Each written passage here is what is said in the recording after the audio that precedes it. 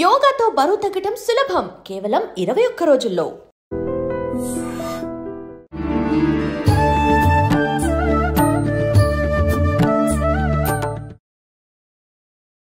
నమస్కారం, welcome to I dream. ధర్మ మార్గం విత్ విజిత కార్యక్రమానికి స్వాగతం. ప్రస్తుతం మనతో పాటు ఉన్నారు ప్రముఖ జ్యోతిష వాస్తు పండితులు బ్రహ్మశ్రీ అన్నవరపు తిరుపతి మూర్తి అవధాని గారు. ఇప్పుడు గురుగారితో మాట్లాడి మరిన్ని విషయాలు తెలుసుకుందాం.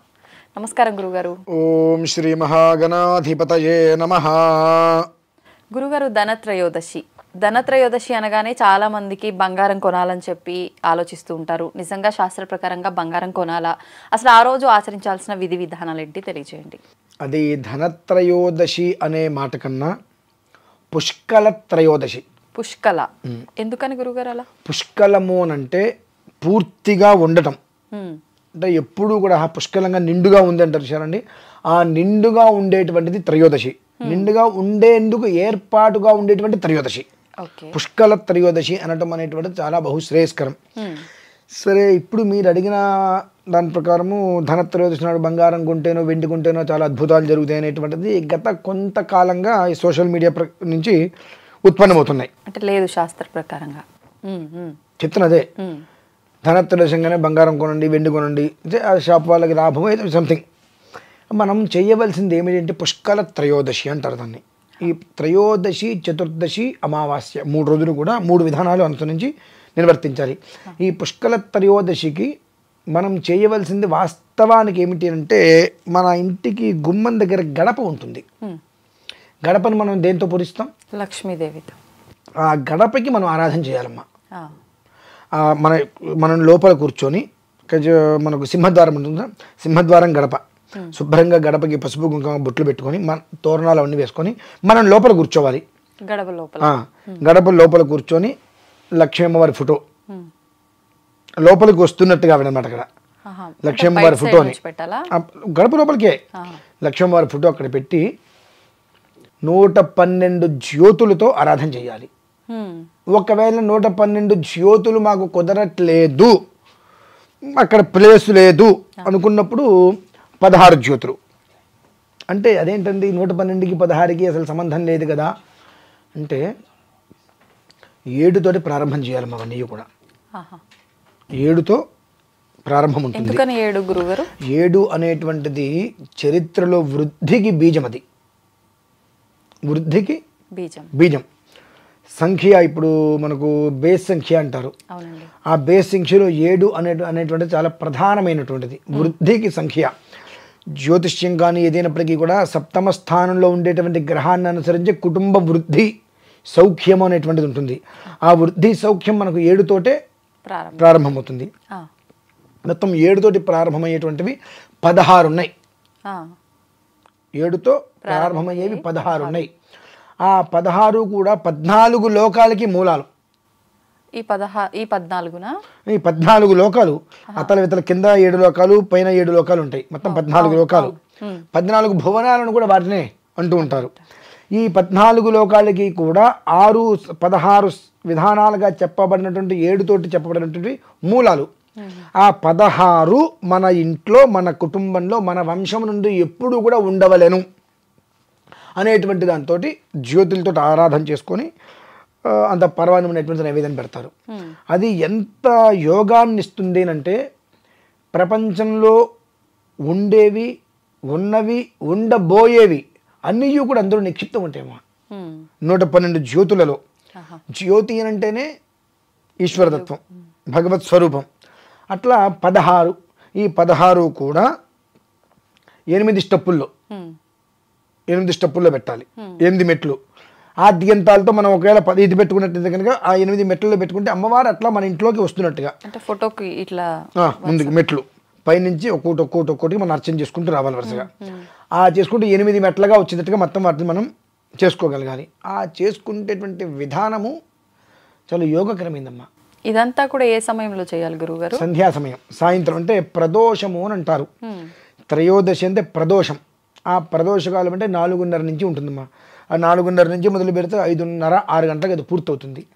ఆ అమ్మవారి లోపలికి వచ్చేటువంటి సమయాలు అవే కాబట్టి ఆ సమయంలో అక్కడ ఆరాధన చేసుకొని అమ్మవారికి అంత పరమాన్నం కనుక నివేదన పెట్టుకోగలిగితే వెనక్కి తిరిగి చూసుకోవాల్సినటువంటి అవసరం లేకుండా అన్ని రకాల సంపదలు, అన్ని రకములైన యోగములు, సప్త ద్వీపాలు, సప్త సాగరాలు, సప్త మాతృకలు, అంటే 7 తోటి మొదలయ్యేటువంటివి ఎన్ని ఉన్నాయి? 16 ఉన్నాయి. అంటే ఈ 16 ప్రాముఖ్యత చెందినటువంటివి. అనేకం ఉండొచ్చు, సప్త ఋషి మండలం కావచ్చు, కానీ ఈ 16 చాలా ప్రాముఖ్యత. ఈ 16కి కూడా ఒక్కొక్క మండలానికి 7 జ్యోతులు తప్పును మనం పెట్టుకోవాలి. అలా పెట్టుకుంటూ వస్తే మనకు 112 జ్యోతులు అవుతాయి. లేదండి నాకు అంత కష్టం అవుతుంది అన్నప్పుడు ఒక్కొక్క దానికి ఒక్కొక్క విధానంలో అనుసరించుకుంటూ 16 జ్యోతులు అలా 16 జ్యోతులు అనేటువంటిది రెండవ పక్షం. 112 నేను పెట్టుకుంటాను ఏముందండి, ఒక పూట బయటికి లోపలికి వెళ్తాం మానేస్తాం అంతే కదా. సాయంత్రం 4 గంటలకు అన్నీ ఏర్పాటు చేసుకుని 4:30 కూర్చుంటే 5:30, 6 గంటలకు పూర్తవుతుంది. ఆ తెల్లవారు మనం బయటికి వెళ్ళకుండా ఇంట్లో ఉంటాం. ఒక్కరోజు ఇంట్లో మరుసటి రోజు వరకు అలా ఉండాల్సింది. జ్యోతులు కొండకి ఎవరికి ఉండాలి కదమ్మా. మరి డోర్ అవన్నీ క్లోజ్ చేయడం, నేను అదే చెప్తున్నాను గుర్తుగా. ఒక్కరోజు మన ఇంట్లో నుంచి బయటకు వెళ్ళకుండా ఇంట్లో కూర్చొని 4:30కి మనం జ్యోతులు వెలిగించడం మొదలు పెడితే మహా అయితే 11:30, 12 గంటలకు అయిపోతుంది కదమ్మా. అది ఉండవు కదా. అవునండి. ఏదన్నా ఒకటి భగవద్ ఆరాధన చేసుకోవడం, 2 టీవీనో సీరియల్ చూసుకుంటూ అందులో ఏదైనా దేవుడివి వస్తున్నా అవి చూసుకుంటే, ఒకవేళ అంతసేపు మనం ఏమైనా ఆరాధన చేసుకోవాలంటే ఇబ్బంది అనుకుంటే సీతారామ కళ్యాణమనో ఇంకోటిని పెట్టుకొని ఒక సినిమా చూసినా కొండెక్కుతాయి కదమ్మా. అందులో కనీసం మాత్రం ఒక 7 జ్యోతులు కొండెక్కినంటే మిగిలిన మొత్తం తీసుకొని మనం పక్కన పెట్టుకోవచ్చు. దానికి ఒక 2 గంటలు 3 గంటలైనా మనం ఇక బయటికి వెళ్ళద్దు ఈ పూట అనేటువంటిది మనల్ని మనం స్థిరపెట్టుకొని ఆవిడ అక్కడ కూర్చోబెట్టేయాలి. స్థిరంగా బంధనం చేసినట్టుగా ఆవిడ అక్కడ స్థిరంగా కూర్చోబెట్టగలిగితే ఆవిడ నుంచి మనం తీసుకోగలిగింది ఏంటి అని మనం తీసుకోగలుగుతాం. ఆవిడ మనకి ఇవ్వగలుగుతుంది. అంతేగాని నేను చేయాల్సింది చేసేసాను, పూజ అయిపోయింది కాబట్టి దీపారాధన ఇంత గుట్లో పెట్టేస్తాను, నేను రోడ్డు మీదకి బయటికి తిరుగుతానంటే ఉపయోగం. ఆమెను పిలిచాం. ఆమెను పిలిచినప్పుడు ఆ జ్యోతిలో కనీసం 7 జ్యోతులు, ఒక 7 జ్యోతులు కొండెక్కే వరకు కూడా మనం వెయిట్ చేయాలి. 7 జ్యోతులు కొండెక్కినాయి, ఓకే. అప్పుడు ఆ జ్యోతులు మొత్తం తీసి మనం విడిగా ఎక్కడ పెట్టేసుకొని ఆ ఫోటో ఇంట్లో పెట్టేసుకొని శుద్ధి చేసుకోవాలి. ఇప్పుడు ఈ దీపారాధన అంతా కూడా అంటే ఏ నూనెతో చేయాల్సి ఉంటుంది? 1 ఆవు నెయ్యి, 2 నువ్వుల నూనె, రెండిట్లేదు 1. ఇందుకు 3వది ఏదో వద్దు మనకు, ఆవు నెయ్యి లేక నువ్వుల నూనె. అది ఒక అద్భుతమైనటువంటి యోగం అమ్మ. సామాన్యమైనటువంటి యోగం అయితే కాదు. ఈశ్వరుడి యొక్క అనుగ్రహం ఉన్నట్లయితే నేను నా కుటుంబంలో నా ఇంట్లో ఈ యొక్క ప్రోగ్రామ్ చేసి ఆ వీడియోని అందరికీ కూడా చూపించాలనే ఉద్దేశంలో కూడా ఆలోచన చేస్తున్నాను. ఇవాళ రేపు ఏదైనా చేద్దాము అంటే తెలియాలి కదా. నేను చెప్పేస్తాను, వాళ్ళకి అర్థం అవ్వచ్చు. బట్ వాళ్ళు ఒకసారి చూస్తే ఈ విధానం ఇలా ఉంది అని వాళ్ళు కూడా చేసుకొని ఆ ఆనందాన్ని వాళ్ళు పొందాలి అని ఒక ఉద్దేశంలో ప్రతి మనిషి ఎంత కష్టపడ్డా దీనికోసమే కదమ్మా. జానుడి కడుపు కోసం 5,000 నోట్లోకి వెళ్ళడం కోసం నానా తాపత్రయాలు పడుతూ ఉంటారు. ఆ తాపత్రయాలు పడి సంపాదించాలని ఒక ఉద్దేశంతో సమయానికి తిండి తినలేక ఆ సమయం దాటిపోతూ అనారోగ్యాలు వచ్చి, గ్యాస్ ప్రాబ్లం అని చెప్పి రకరకాలు వచ్చి, ఆ తర్వాత డబ్బు సంపాదించుకుని అమ్మయ్య అనుకునే టయానికి తినే యోగ్యత లేకుండా అనారోగ్యాల వల్ల తినడానికి కూడా ముందేమో సంపాదించుకోవాలని చెప్పి తినట్లా, సంపాదన మొత్తం వచ్చేసింది అన్నప్పుడు అనారోగ్య రీతి తినలేకపోతున్నారు. ఇక వీళ్ళు దేనికి ఇంకా బ్రతకడం అనవసరం. అంటే అలా తాపత్రయపడే వారందరికీ కూడా అమ్మవారి యొక్క అనుగ్రహంతో నేనున్నా, నారు పోసిన వాడు నీరు పోస్తాడు అన్నట్టుగా నేనున్నా, నీకేం పర్లా, నువ్వు కడుపు నిండా నీ తయానుసారం నువ్వు భోజనం చేయి, మిగిలిన మొత్తం నేను చూసుకుంటాను చెప్పి అమ్మవారి ఇంట్లోకి వచ్చి కూర్చున్నటువంటి అద్భుతమైన యోగమైన విధానం ఏమిటంటే పుష్కల త్రయోదశి ప్రదోషం. ఆ రోజు నాడు చేసే ఆరాధనమ్మ చాలా విశేషంగా ఉంటుంది. ప్రతి మనిషి జీవితానికి కూడా ఉద్ధరింపజేస్తుంది. అది ఇది ఒక్క కార్యక్రమం సరిపోతుంది. ఆ త్రయోదశి రోజు నాడు ఇది ఒక్కటే కార్యక్రమం సరిపోతుంది అమ్మ అంటే అది చేయటానికే ఈ 112 కుందులు తెచ్చుకొని అందులో వాటిని శుభ్రంగా మట్టివి తెచ్చుకుంటే కడుక్కోవాలి. ప్రారంభం చేయాలి దీనికి సంబంధించిన మట్టివి తెచ్చుకుంటే కడుక్కోవాలి. ఎత్తడి తెచ్చుకుంటే ఈ చిన్న ఎత్తడి తెచ్చుకున్నా అందులో నూనె పోసుకుని ఒత్తి పెట్టుకుని అవన్నీ పెట్టుకోవాలి. అమ్మవారి ఫోటో పెట్టుకోవాలి. గణప శుభ్రంగా పసుపు రాసి బొట్లు పెట్టి ముగ్గేసుకోవాలి. మామిడి తోరణాలు కట్టుకోవాలి. దొరికితే 2 అరటి మండలు తెచ్చుకొని పెట్టుకోవాలి. ఇవన్నీ చేయడానికి ఒక 2-3 గంటలు పోతుంది. మళ్ళీ ప్రోగ్రామ్ మొదలు పెట్టిన తర్వాత 2-3 గంటలు అక్కడికి అది చేయగలిగితే పూజ దగ్గర కూర్చొని అంటే ఏ మంత్రం ఏ నామం ఆ జ్యోతులు మొత్తం అంతా 112 వెలిగించిన తర్వాత అమ్మవారిని మీకు లలిత సహస్రం వచ్చిగా లలిత సహస్రం పారాయణ చేయండి. లక్ష్మీ అష్టోత్తరం వచ్చిగా లక్ష్మీ అష్టోత్తరంతో ఆరాధన చేసుకోండి. లక్ష్మీ సహస్రనామం వచ్చిగా విష్ణు సహస్రనామం వచ్చగా అంటే ఏదైనా ఒక మంత్రం, ఒక శ్లోకం, ఆ దీపాల మొత్తం వెలిగించేసి కుంకాలు పెట్టిన తర్వాత అమ్మ నువ్వు ఆవాహన రా నా ఇంట్లోకి అని చెప్పి ఆవిడ నడుస్తూ వస్తూ ఉంటారు కాబట్టి వస్తున్నంతసేపు కూడా పచ్చకర్పూరంతో ఇల్లంతా సువాసన వచ్చేటట్టుగా పెట్టుకొని విష్ణు సహస్రనామం లేదా లక్ష్మీ అష్టోత్తరము, లక్ష్మీ అష్టోత్తర శతనామ స్తోత్రము, లలిత సహస్రనామ స్తోత్రము ఆ పారాయణ చేసి అమ్మవారిని సంతుష్టురాలని చేసి మనం నివేదన పెట్టడం క్షీరాన్నం. అది ప్రధానమ్మ అక్కడ. అంటే మేమైతే కాస్త ధ్యానవాహనాది అర్చనలు ఆరాధనలు చేసుకుంటాం కాబట్టి వేరే విషయం. అవన్నీ మొత్తం షోడశ విధిగా అంటే 16 రకాల అర్చనలతో చేయడం, షోడశోపచార పూజ లేదంటే చతుషష్ఠోపచార పూజ అనేటువంటిది అన్ని రకాల అందరికీ కష్టమవుతుంది కనుక మొత్తం జ్యోతులు వెలిగించి దీపాలు పెట్టేసేసి అమ్మ నిన్ను నా ఇంట్లోకి నేను మనస్ఫూర్తిగా ఆరాధన చేస్తున్నా, ఆవాహన చేసుకుంటున్నా, ఇంట్లోకి వచ్చి స్థిరంగా ఉండు తల్లి, నాకు వచ్చినటువంటి శ్లోకాలు నేను పారాయణ చేస్తున్నా అని లలిత సహస్రనామం రాలేదు పెట్టుకొని వినండి. ఇలా పెట్టుకుంటా చక్కగా ఎంఎస్ సుబ్బలక్ష్మి గారు ఎవరో ఉన్నాయి పెట్టుకొని చక్కగా అమ్మవారిని అలా చూస్తూ ఫోటో కళ్ళు మూసుకోవద్దు దయచేసి, నిఠారుగా కూర్చొని ఇట్లా స్ట్రైట్ గా అమ్మవారి ఫోటో పెట్టుకుంటాం కదా ఆ భ్రూమధ్యానికి అమ్మవారికి భ్రూమధ్యం పాదాలు హృదయం, పాదాలు హృదయం ఇక్కడ భ్రూమధ్యం ఇది. అలా అమ్మవారిని చూసుకుంటూ ప్రశాంతంగా ఉండండి. ఖచ్చితంగా చెప్తున్నానమ్మా, మీరు లలితా సహస్రనామం వింటూ అలా చూడండి, లేదా విష్ణు సహస్రనామాన్ని వింటూ అమ్మవారికి భ్రూమధ్యం అంటారు ఇక్కడికి, 2 హృదయ స్థానం లేదంటే పాదస్థానం, ఆ మూడిట్ల వైపు దృష్టి నిలిపి మీరు చూడండి. ఈ నామం పూర్తయ్యేటువంటి లోపు మీకు తెలియకుండా మీ యొక్క వెంట్రుకలు నిక్కపరుచుకుంటే ఒక్కసారిగా అంటే ఒక తెలియని ఒక ఆనందం, అమ్మవారు ఒక్కసారి తగిలినట్టు ఎట్లయితే మనం ఉలిక్కి పడతామో అలా వచ్చేంతా కూడా నిక్కబడిపోయి ఇది అంటారు వాటిని ఇక్కడ అవి వచ్చేస్తాయి ఒంటికి. ఖచ్చితంగా ప్రతి మనిషికి తనకు తాను ప్రత్యక్షంగా ఆ అనుభూతిని అనుభవించచ్చమ్మా ఆ ఒక్కరోజుతోటి. అది విషయం. మొత్తానికి లక్ష్మీ అమ్మవారి పూజ ఇంత ఘనంగా అంటే ఏ ఆడంబరం లేకుండా ఇంత సింపుల్గా ఖర్చు లేకుండా చేసుకునే పూజని చాలా చక్కగా వివరించారు గురుగారు. ధనత్రయోదశి, దీపావళికి ముందు మనం ధనత్రయోదశి జరుపుకునే వాళ్ళు కూడా చాలా మంది ఉంటారు. అసలు ఏం జరుపుకోవాలి ఆ రోజు, ఏం చేయాలి? ధనత్రయోదశి అంటే పేరులోనే ధనం అని చెప్పి కనిపిస్తోంది. అంటే ఇది లక్ష్మీదేవికి సంబంధించి చేసుకోవాల్సిన పూజా కార్యక్రమాల? ఆ రోజు ముఖ్యంగా బంగారం కొంటే బాగుంటుంది, మంచిగా కలిసి వస్తుందని చెప్పి అంటుంటారు. నిజంగా ధనత్రయోదశి రోజు బంగారం కొనాలా? చాలా మంచి ప్రశ్న, తప్పకుండా తెలియజేస్తాను. ముందుగా ప్రేక్షకులందరికీ శ్రీమాత్రే నమః, శ్రీ గురుభ్యో నమః. నమస్తే అస్తు మహామాయే శ్రీపీఠే సురపూజితే శంఖచక్రగదాహస్తే మహాలక్ష్మీ నమోస్తుతే. ధనత్రయోదశి అనేటటువంటిది ఏంటి అంటే మనకు ఆశ్వీజ మాసంలో చివరి 3 రోజులు, చివరి 5 రోజులు అంటే కార్తీక మాసం ప్రారంభమయ్యే మొదటి 2 రోజులు విశేషమైనటువంటి పర్వదినాలు అని చెప్తూ ఉంటాం. పర్వదినాలు అంటే శుభాన్ని కలిగించేటటువంటి రోజులు. మనకు దీపావళి పండుగ అంటే 5 రోజుల పండగగా చెప్తూ ఉంటారు. దీన్ని పంచ పండగలు అని కూడా పిలుస్తుంటాం. దీపావళి పండుగను కూడా పంచ పండగలు అని పిలుస్తూ ఉంటాం. 5 రోజులు తప్పకుండా 5 రోజులు జరుపుకుంటేనే దీపావళి పూర్తయినట్టు, అంటే పూర్తిగా మనం ఆచరించినట్టు.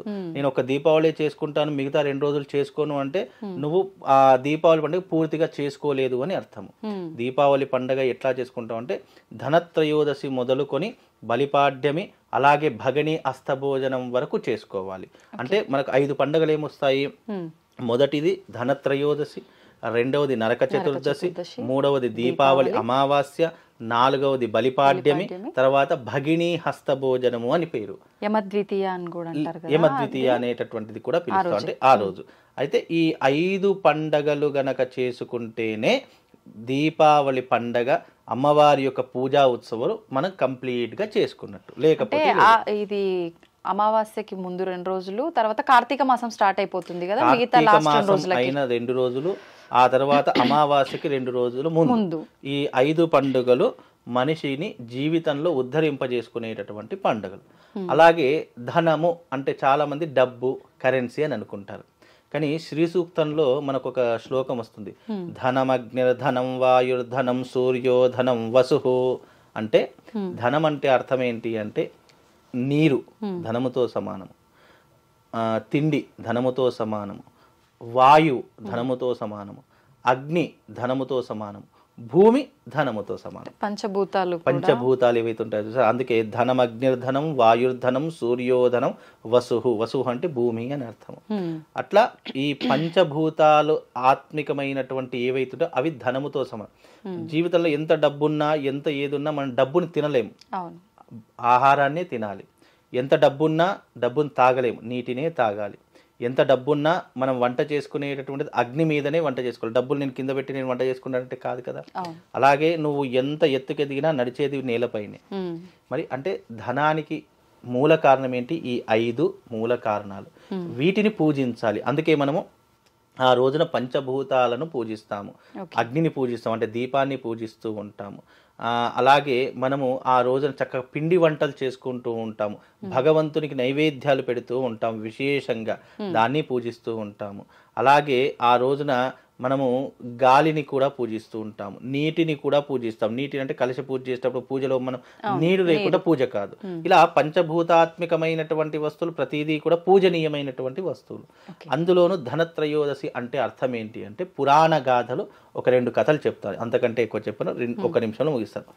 సాక్షాత్తు శ్రీ మహాలక్ష్మీదేవి క్షీరసాగర మథనం జరిగేటప్పుడు దాని నుంచి ఉద్భవించినటువంటి తల్లి శ్రీ మహాలక్ష్మి. మహాలక్ష్మి పుట్టినరోజుగా కూడా ధనత్రయోదశిని జరుపుకుంటాము.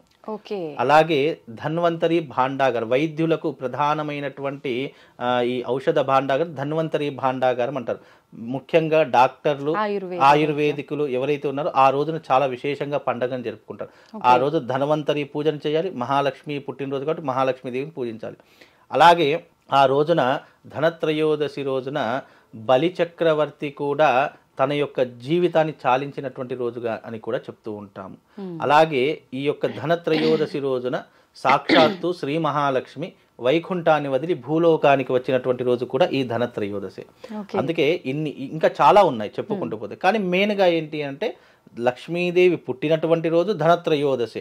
అలాగే లక్ష్మీదేవి వైకుంఠాన్ని వదిలి భూలోకానికి వచ్చినటువంటి రోజు ఈ యొక్క ధనత్రయోదశి. మరి లక్ష్మీదేవి ఎందుకు వచ్చింది అని అంటే కనుక, భృగు మహర్షి అందరి దేవతలు ఎవరు గొప్పవారు త్రిమూర్తులు అని చెప్పేసి ఒక్కొక్క లోకానికి, కైలాసానికి, బ్రహ్మలోకానికి, విష్ణులోకానికి వెళుతూ ఉంటారు. విష్ణులోకానికి వెళ్ళేసరికి భృగు మహర్షి వచ్చినటువంటి విషయాన్ని విష్ణుమూర్తి, లక్ష్మీదేవి పట్టించుకోరు. వాళ్ళు యోగ నిద్రలో ఉంటారు, వాళ్ళ పనిలో వాళ్ళు ఉంటూ ఉంటారు. అలాంటి సమయాల్లో భృగు మహర్షి కోపానికి కోసం 1-2 సార్లు పిలుస్తారు. భృగు మహర్షికి కోపం చాలా ఎక్కువ. అతనికి అహంకారం అనేటటువంటిది కూడా 3వ కన్ను కాల్లో ఉంటుంది భృగు మహర్షికి. అయితే ఒక్కసారి పట్టించుకోకపోవడంతో ఆ భృగు మహర్షి ఏం చేస్తాడంటే విష్ణు యొక్క వక్షస్థలం అంటే ఛాతి మీద ఒక్కసారి తన్నుతాడు.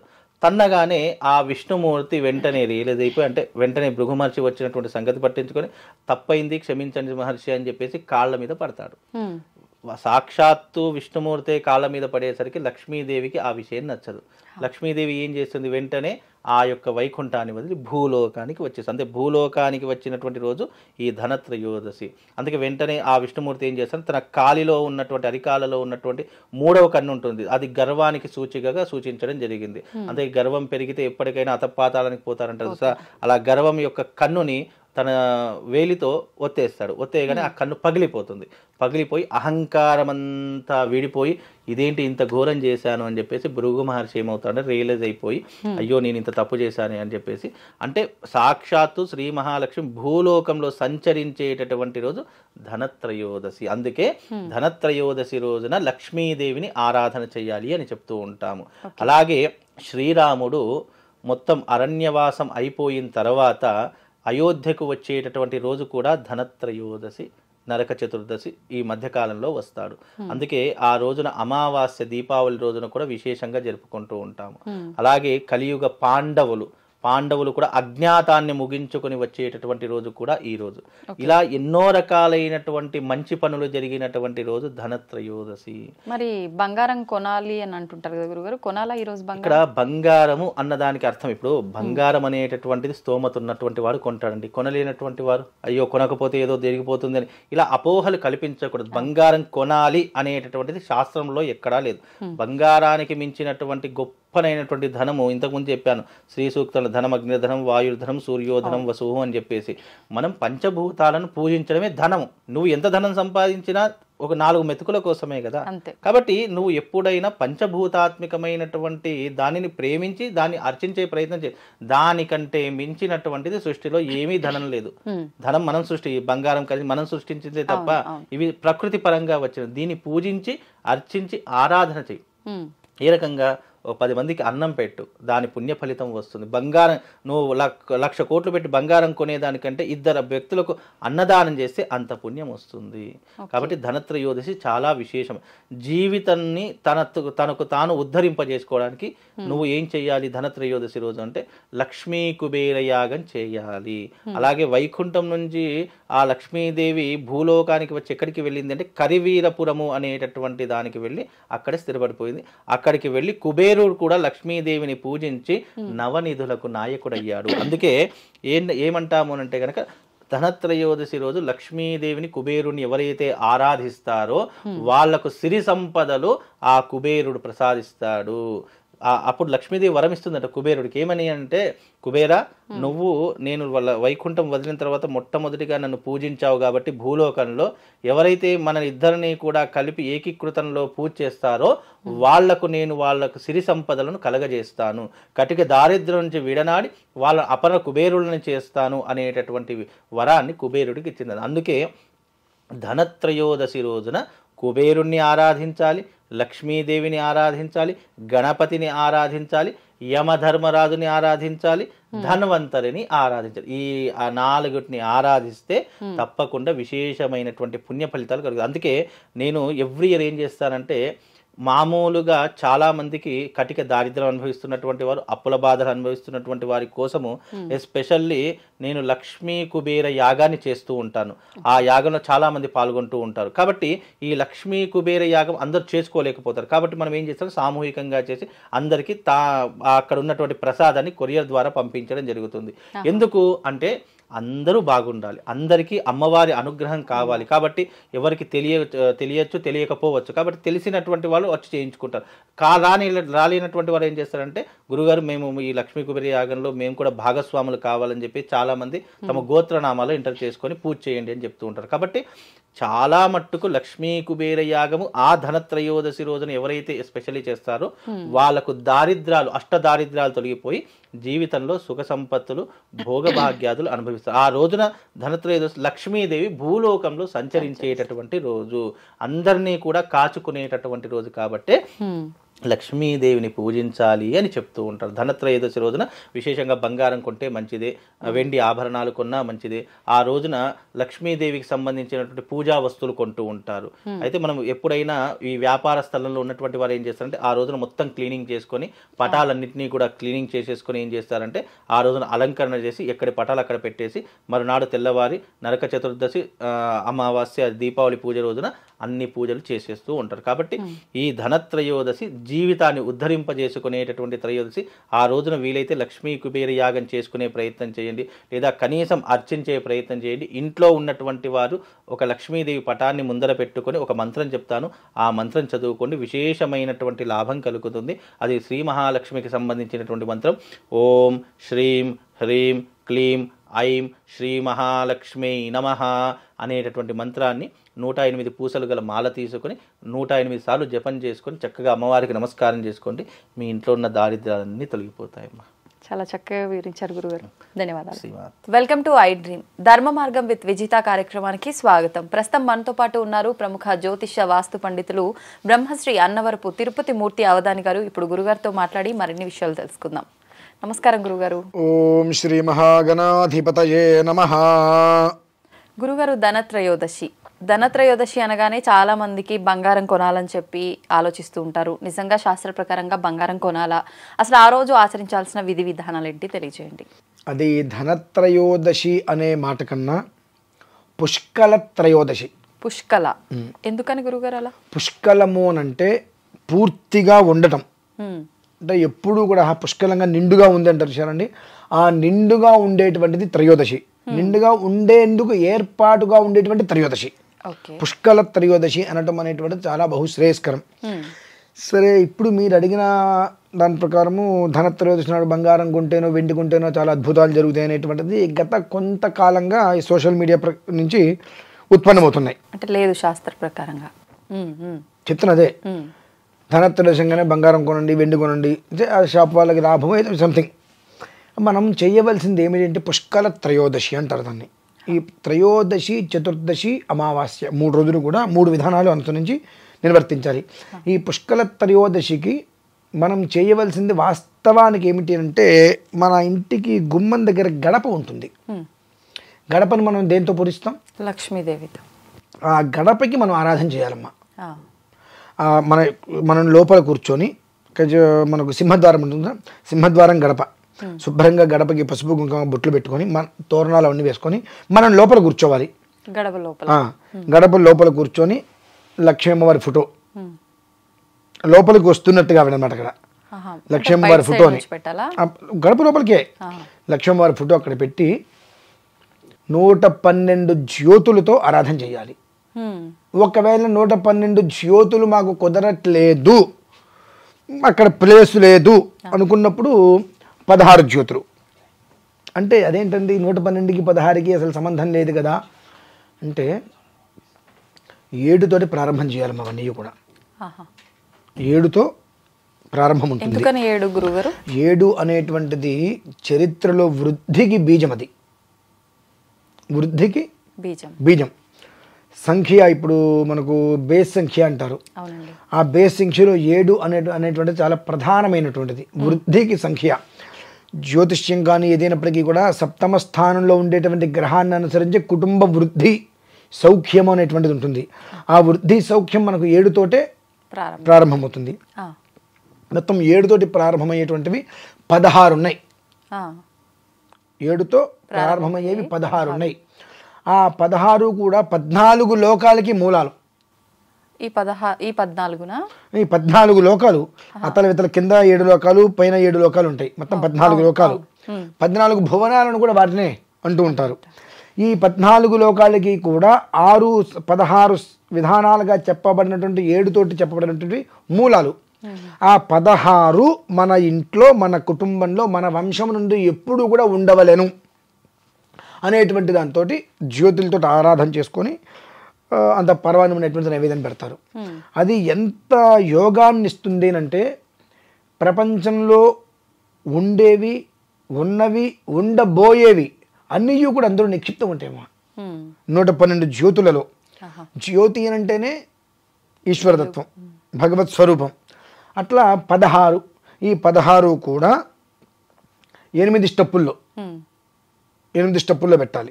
8 మెట్లు ఆద్యంతాలతో మనం ఒకవేళ 10 పెట్టుకున్నట్టు కనుక ఆ 8 మెట్లలో పెట్టుకుంటే అమ్మవారు అట్లా మన ఇంట్లోకి వస్తున్నట్టుగా. అంటే ఫోటోకి ఇట్లా ముందుకు మెట్లు పైనుంచి ఒక్కొక్కటి మనం అర్చన చేసుకుంటూ రావాలి వరుసగా. ఆ చేసుకుంటూ 8 మెట్లుగా వచ్చేటట్టుగా మొత్తం వాటిని మనం చేసుకోగలగాలి. ఆ చేసుకునేటువంటి విధానము చాలా యోగకరమైందమ్మా. ఇదంతా కూడా ఏ సమయంలో చేయాలి గురువుగారు? సంధ్యా సమయం, సాయంత్రం. అంటే ప్రదోషము అని అంటారు. త్రయోదశి అంటే ప్రదోషం.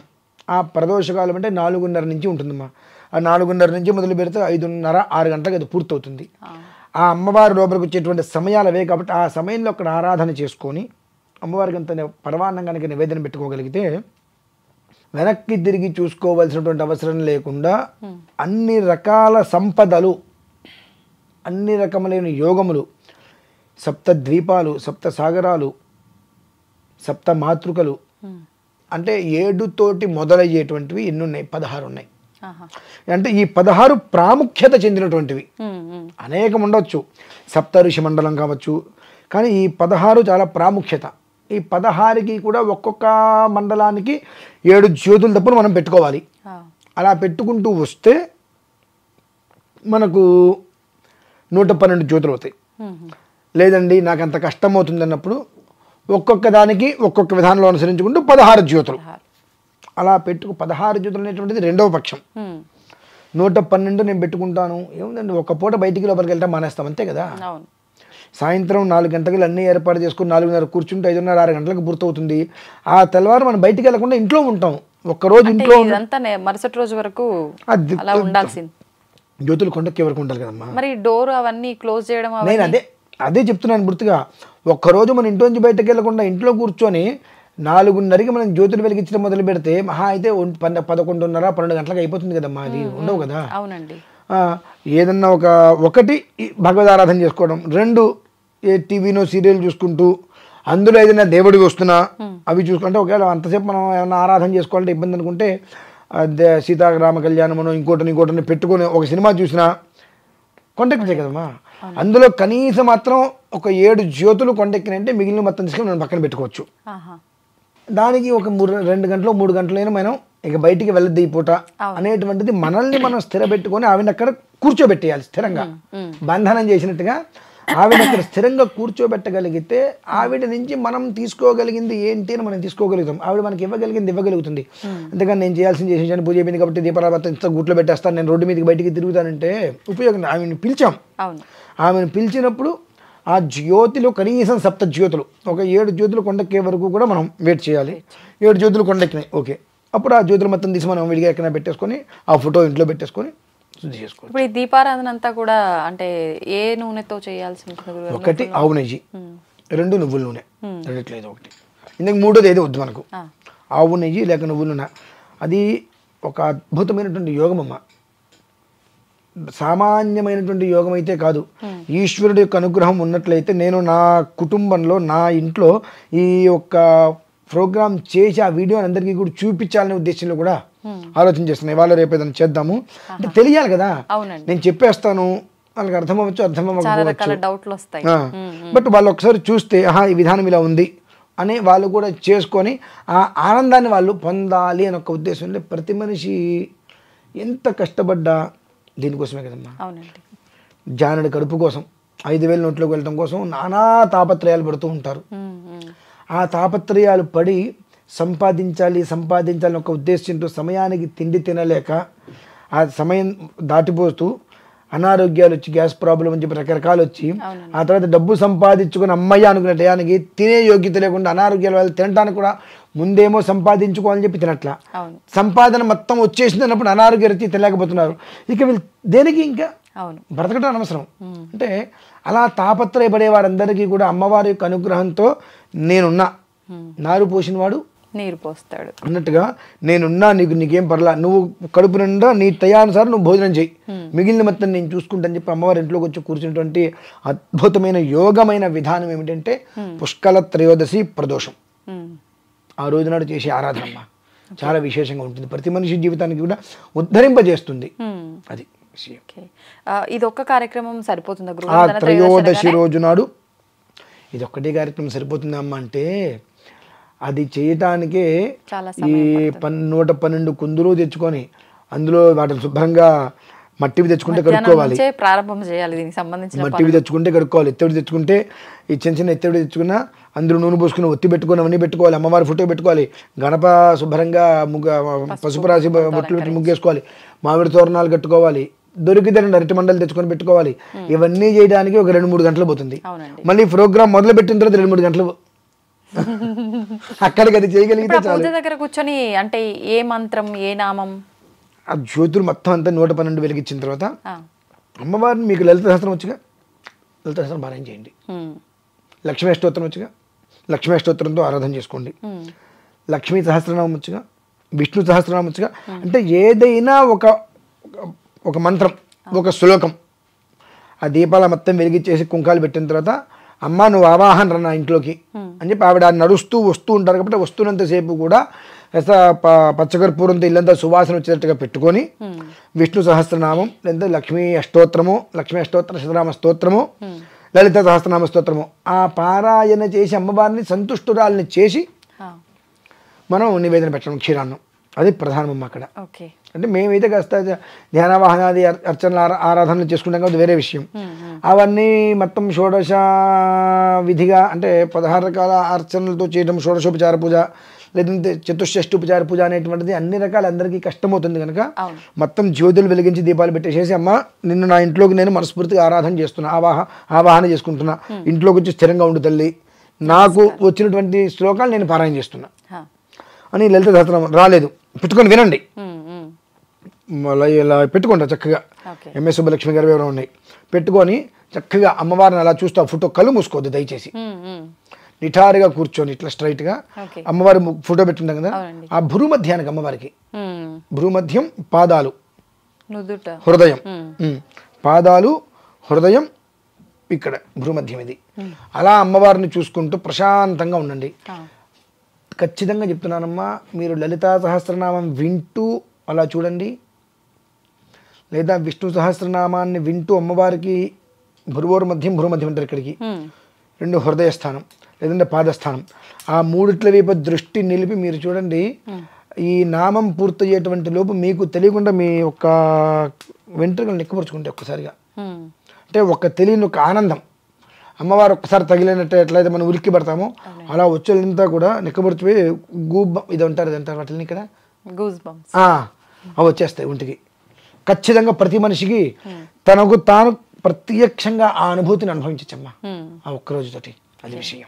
మొత్తానికి లక్ష్మీ అమ్మవారి పూజ ఇంత ఘనంగా అంటే ఏ ఆడంబరం లేకుండా ఇంత సింపుల్గా ఖర్చు లేకుండా చేసుకునే పూజని చాలా చక్కగా వివరించారు గురుగారు. ధన్యవాదాలు. పరమేశ్వరార్పణ.